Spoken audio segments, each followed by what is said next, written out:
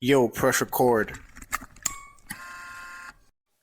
What's up? You're listening to Zero to X. My name is Daniel, and today with me, as always. Hey guys, my name is Amara. You don't say. I was just about to drink water.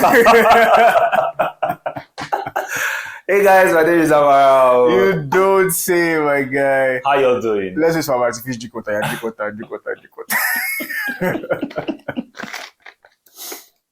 Oh god, What's going on, man? I'm great, bro. How was your week? We didn't ask that on the other episode. Yeah, bro. It was pretty interesting. Yeah, All guys, things- Daniel. I have some insights to share. you know what? Oh dear What's Lord. feel me? Dear Lord.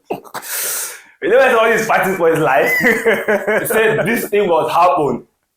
I don't want to know what's going to happen. It must happen. That's what Daniel is right now. But share with us. I came to my house and I saw pillow on the floor. You don't know what's going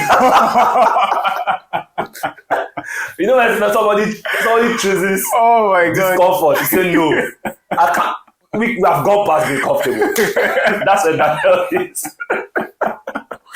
Don't worry, Oh, guys. Lord. Everything we are saying will make sense when we get into today's topic. It will. When we get into today's conversation, the week was good. I would say like the past 2 weeks have just been one entire thing, right?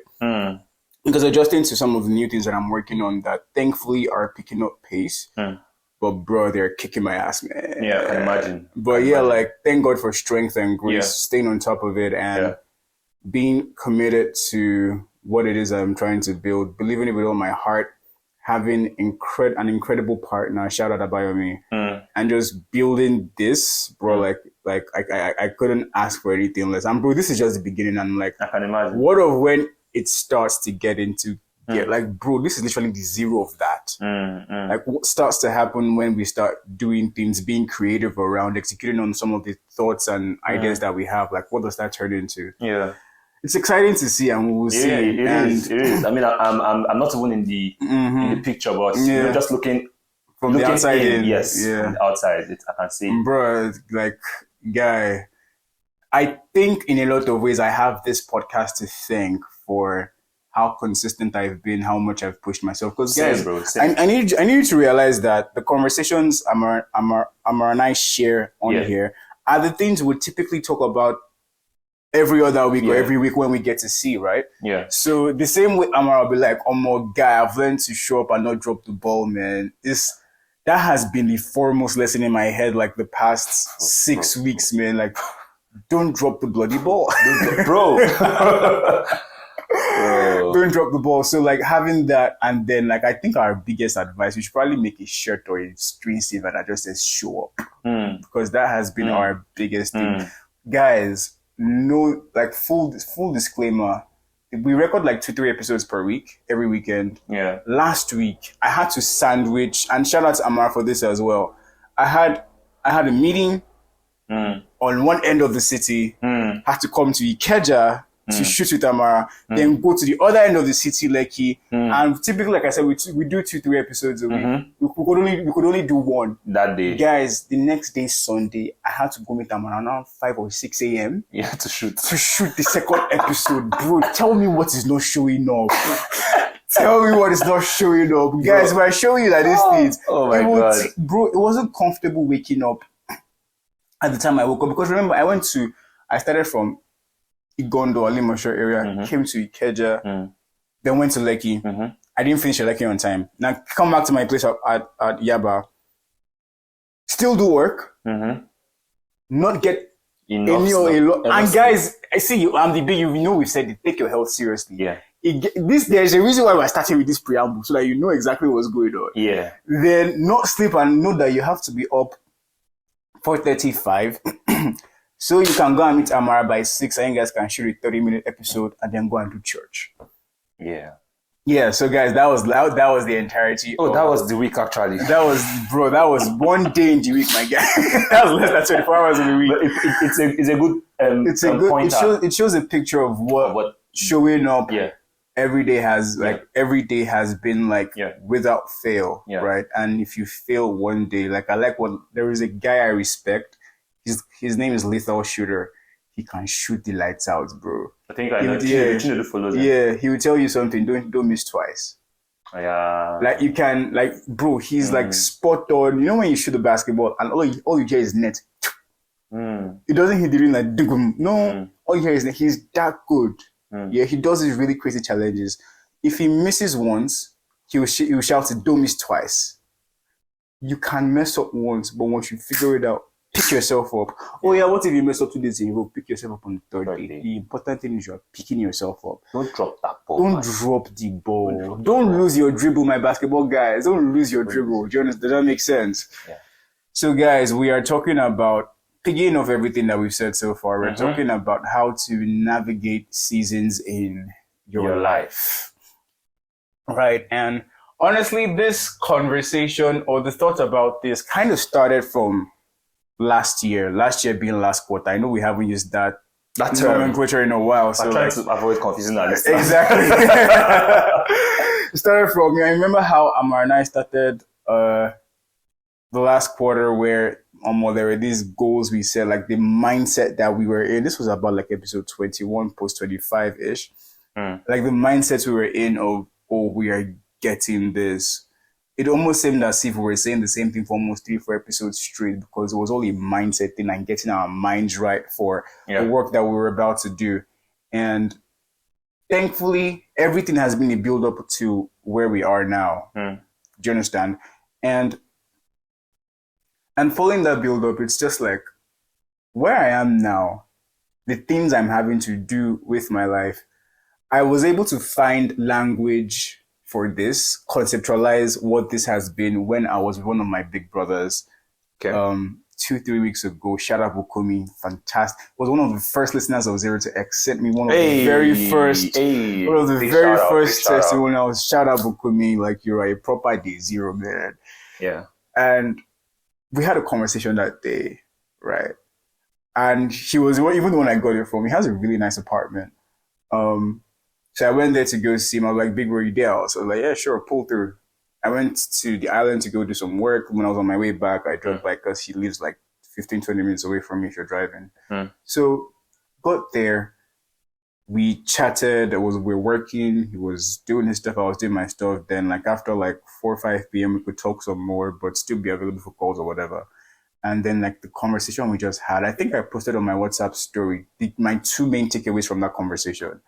And then the first thing he said was, because I like the mafia, I like the ruthlessness and efficiency of organized crime. I like how bottom line they are. Obviously, we don't have the same value systems in terms of what they do or what they trade, but from a business and creation and system standpoint, organized crime, whether it is the Italian mafia, Japanese yakuza, Chinese triad. I know these things because I just see how they operate, and I'm like, these guys will actually floor some MBA holders, man, in running businesses, man. Can imagine. Low-key. So ruthless execution and transformation, like those guys they do the most for wrong reasons, but they do the most. bro. So then in mafia culture, there is this thing they call going to the mattresses, right? If you've ever read The Godfather or seen the movie The Godfather. Yeah, I have. Yeah. There's something they call going to the mattresses. Now, what that means is typically they live really lavish lifestyles, right? Okay. They live as gigantic families. All of them live in an estate. They just buy houses, build mansions together, that kind of camaraderie. And you know how the mafia or the structure that they works, there are the big guys, then there are the little guys, the foot soldiers, it's a catered system, right? You go higher up, more money, more everything, more influence, more power, whatever. So, and everybody just lives according to like their means, obviously. Like, obviously you can't have a house as big as Don Corleone or whatever, but everybody's just comfortable because money is coming in, right? But say there is now a war, maybe between 2 opposing families, which is akin to a war between 2 opposing gangs. Right, okay. Because they had crime families. Yeah. So just imagine as gangs, so 2 opposing gangs. Right. The first place they're coming to come and look for you is your house. Yes, not deaths. So you don't stay there. You send the women and children abroad. It's the first thing you do. Okay. And you and your men would have had safe houses, like places you have just prepared because you have seen this thing happen 15, 20 years before. You have experience in the streets now. You see this thing happen 15, 20 years before. There are safe houses that you have, like those low-key sports or location, and those things will be devoid of the luxuries that you are used to. Yes. For the right reasons. For the right reasons, yes. Right? And all that will be there. Like there is no king size or California king bed. There's no there's no all of those things. All you have, you went to like those bunk mattresses. Oh my god! Don't scam me, bro. Our University of Lagos. You know, those bunk mattresses, right? Like literally 3.5 by 6. That's it, man. They just lay all of them on the floor and sleep side by side. Whatever grade you are in the catered system, all of them are sleeping on the floor together. And that happens in time of war. That's a season. That's a season. It is a season. It is called going to the mattresses. My big bro was like, Daniel, I've been sleeping.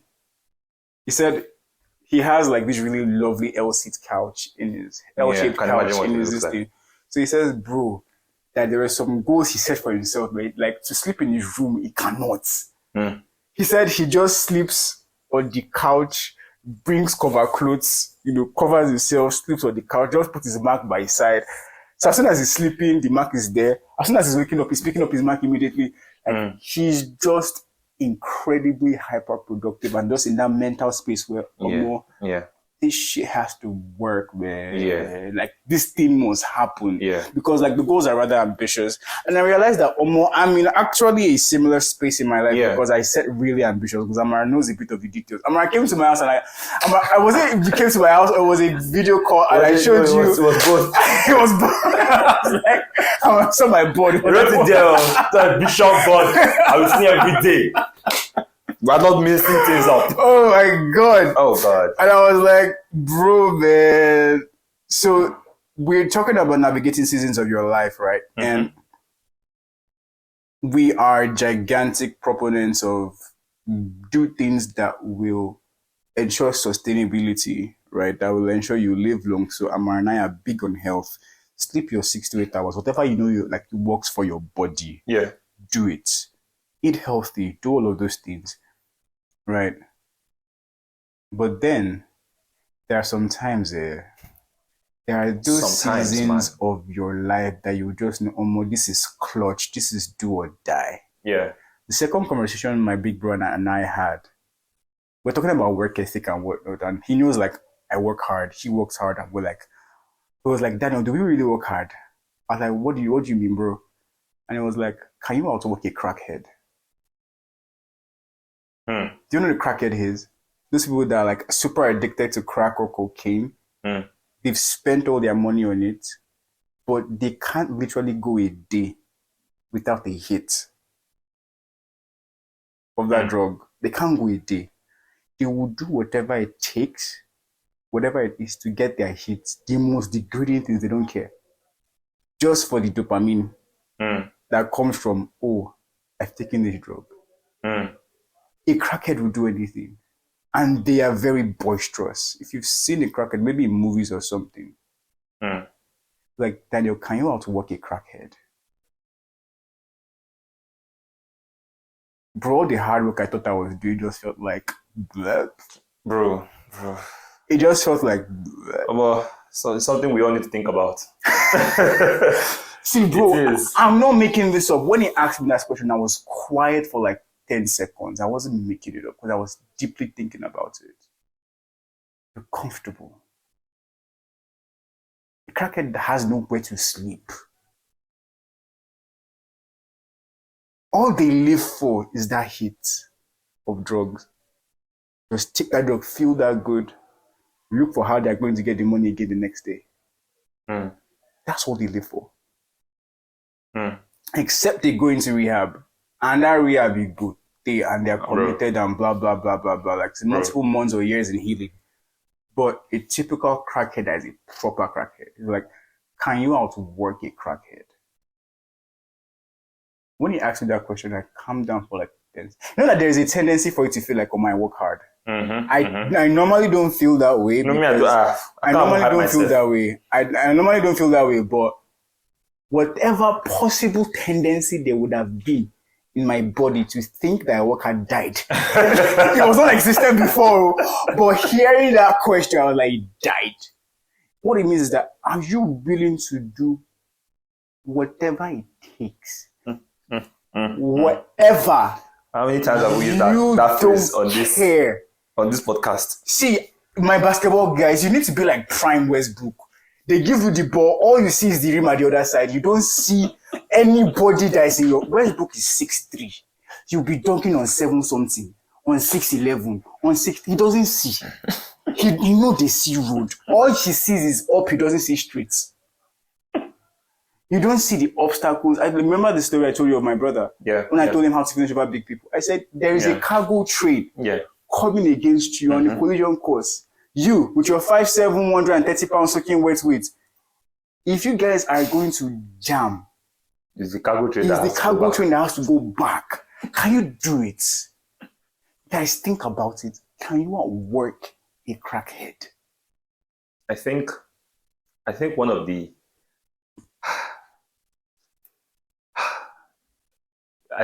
we started 0 to X episode 1 by saying, paraphrasing it, that talk is cheap. Talk is cheap. Talk is cheap.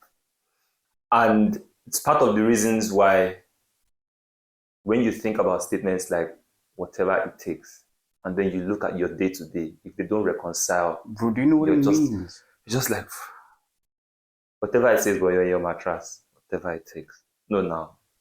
That's not whatever it takes. No fit run like that, my guy. No fit. That's not whatever it takes. You heard the no. Which is why I really respect people. See, discipline, people praise you for being disciplined, at some point in your life, when anybody notices that, you look like a disciplined person.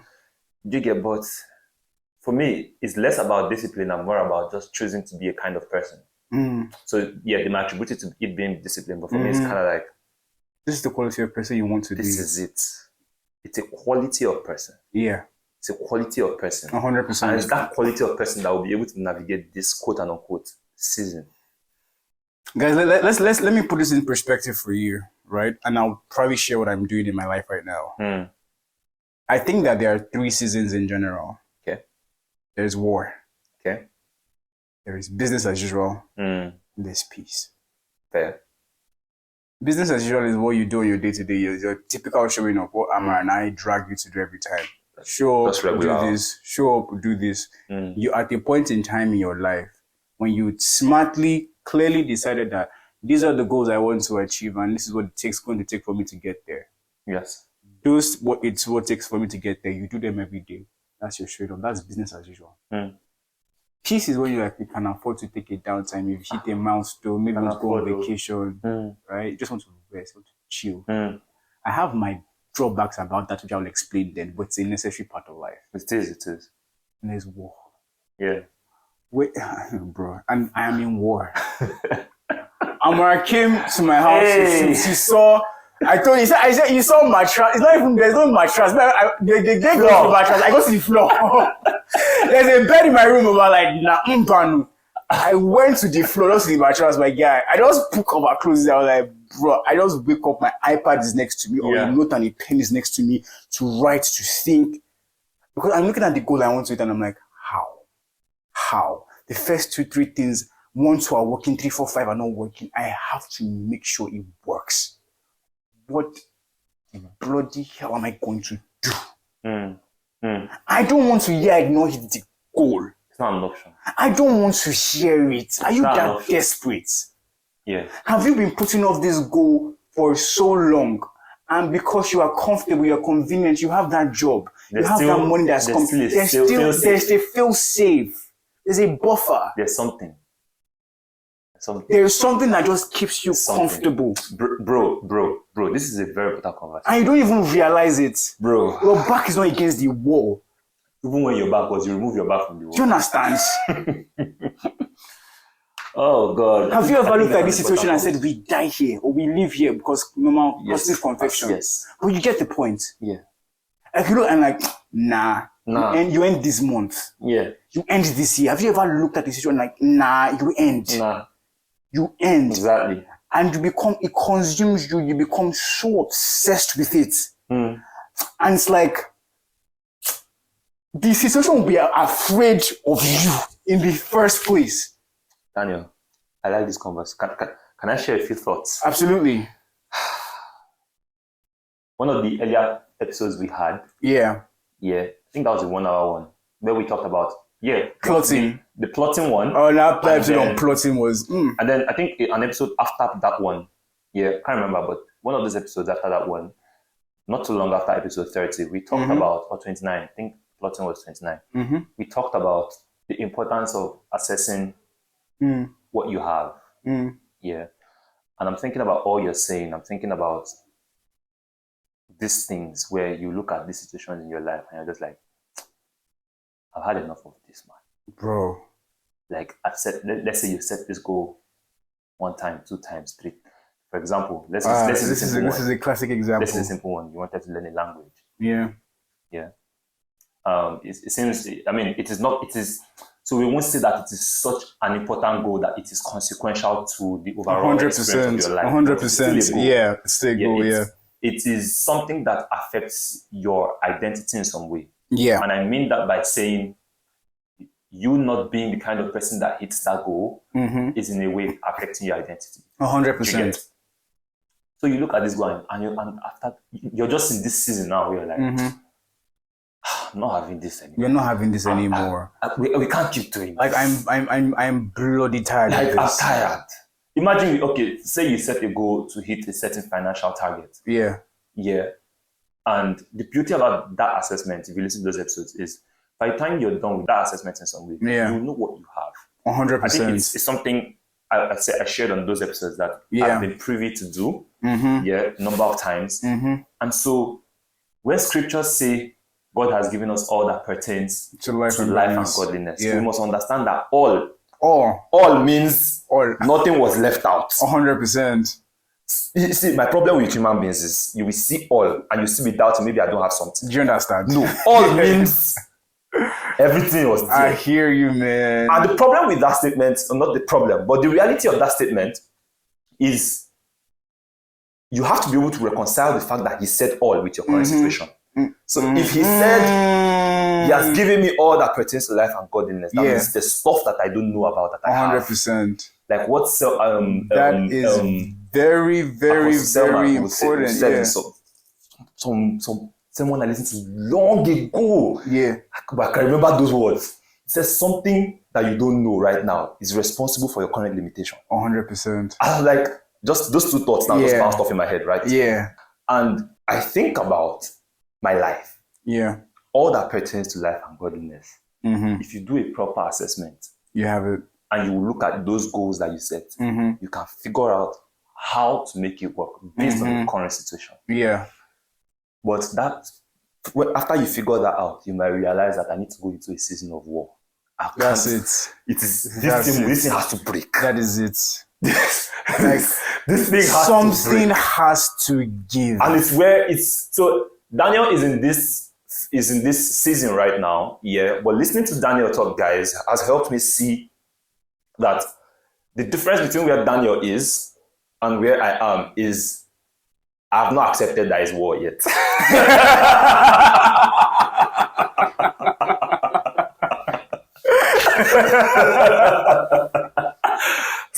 I think that's what I'll chalk it up to. Because thankfully I've been able to do this assessment, like I said, listen to these episodes. I mean, not listening to this episode, but like sharing how I think about things through these episodes. And seeing where I am and seeing some of the goals that I have for my year, at least, even if not for life, just for my year, and knowing that I can't, there's this thing you said, and it's how the brain, you don't even realize it, that your brain is unconsciously relying on those your safety nets. 100%. It is allowing you to push things into the future. 100%. To push excuses. To bring excuses to the forefront. Rationalize. To rationalize. But if you look at that safety net and say, this safety net, you born to Jesus' name. You born. Like, I will get to this point in my life, and if I have to sit down on the street and beg, that's it. You understand? Do you actually, bro? See, when is it time for? See, let me see. I pray we never experience war. Yes. Actual war. Yes. But just imagine with me, because you've probably seen a couple of war movies and documentaries, yes. right? In war, what is sleep? Bro. You will sleep when you can. But once you share bomb, you are on your way. Move. You want to die? You are on the move. You are hardly sleeping. You are hardly eating. You are just doing whatever it takes. Your goal then is survival. Yeah. You are at your most basest, like your most base instincts. Bro. That's where you are at. And you are laser focused on one thing, that goal. In the context of war, the survival. Yes. Navy SEALs, all of these amazing warriors, Army Rangers, all of these people. The only sleep they probably get, the only way they probably get on is on the plane. When they are going and when they're extracting them. Yeah. No matter how long they are on the ground, they have to be always ready. Yeah. Why? It's war. It is, bro. Those comforts will not be there. And let me say this. My war season is self-imposed. Sorry? Not like it's self-imposed. Oh, yes. Nothing, your war season is... Yes. Nothing made me say... Yes. Yes. I was just like, you know what? No, we can't keep... I can't keep things. No, now. I'm not Daniel. Don't like, bro. I was like, guy. Oh my God. With all my arm and God has given to me, this is what I'm... Exactly the point. Bitch. Exactly the point. God forbid. Exactly the point. That's why I'm in war season, man. Exactly the point. Bro, 2 weeks, Derek has been enjoying his bed. I've been sleeping on... And it's just a thing to me. It's like, guy, you can't get comfortable. You can't, man. I'm not saying you have to sleep on the floor for your own war season. No. I still eat. I work out. In fact, I prioritize my health now because I know I'm going to be doing longer hours on certain things. You need the health. So I need my health as much as possible. Yeah. Right? But see, whatever sacrifices I have to make, a little less sleep, a little less going. I don't even go out in the first place. You cannot reduce zero to anything. You understand? A little less of whatever needs to go. Yeah. For me to achieve. See, I'm only seeing the goal up. I'm not seeing what is in my front, man. Bro. That's it, man. That's it. I'm only there is a kind of obsession that consumes you. See, and honestly, because we're human beings, emotions, it's only as the first to do. Let me not lie to you. The third day, you have to stoke it. You have to keep stoking it. You have to get angry again. And see, people have different stories about what they feel is the most powerful emotion. Whether it's positive emotions or negative emotions, I personally feel it's negative emotion. Yeah. What you will do in anger, you will not do in happiness. What you do with hate. You can never be so pleased with someone that you give them, but what you will do in anger. You be when they tell you, be like me. What you do when you lost or you give them the ball, but what you will do when you hate somebody. Yeah. So guys, leverage it. We've talked about the anti-vision exercise before, right? What your life would look like if you don't is titled wait. Do you understand? The anti-vision exercise. Imagine what your life would be if you did not work on if it was less than ideal. Yes. You can't provide for your family. The lack of respect, the lack of self-confidence, how you will not even respect yourself. Lack of fulfillment. Think about are you playing with me? You will stand up and get to walk. Bro. And again, I must say why it is very extra for me is that the things I want to do in my life are very extra. Let me put that caveat there. And let me put that caveat there. There is the time that we have at our disposal that we can't afford to say. Do you understand? Do you get right now? We are young. We have energy. What else should we do? Exactly, man. Exactly, man. So, guys, there are seasons. There is war when you are not taking You are incredibly hyper focused, tunnel vision on that one goal. Yeah. Like this thing, I don't care. Like you're not seeing limitations. They cannot be done. You tell them build it. It cannot be done. Do it. It cannot be done. Do it. And your do it is not of bragado or ego. It's Henry Ford. Find a way. It's the sheer force of will. Sheer force of will, man. Sheer force of will. There's always a way. There is always a way.